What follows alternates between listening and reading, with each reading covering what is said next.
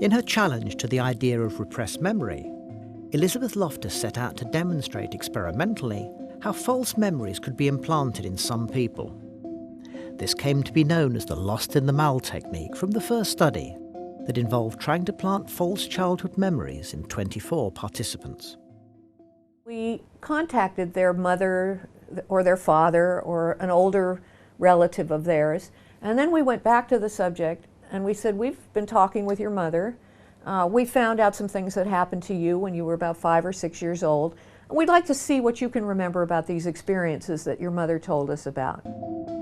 Participants were given 3 true experiences and a false one that involved being lost in a shopping mall as a 6-year-old. Your mother told us that you were shopping at the corner shopping mall on a Saturday one time, and you were by the pet store, and all of a sudden you disappeared and you were gone for the longest period of time.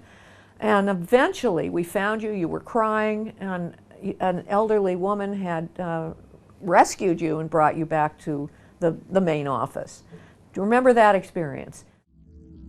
The researchers were able to plant false memories in 25% of their participants, a statistically significant figure. And what surprised them was the rich detail of these false memories.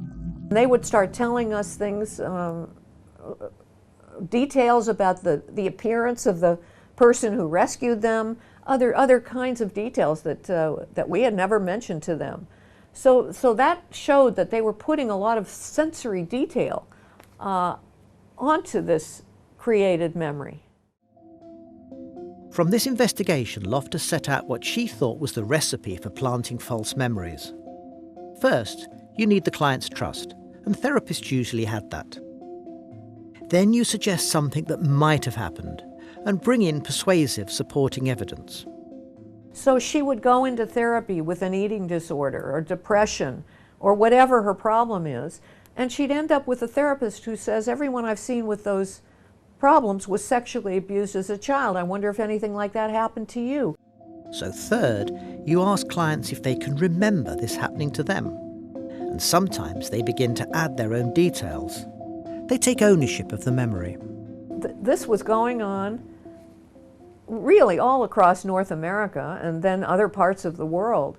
Families were being destroyed in the process because once people developed these memories, they then accused their family members or other relatives or other former neighbors or former teachers, former anybody.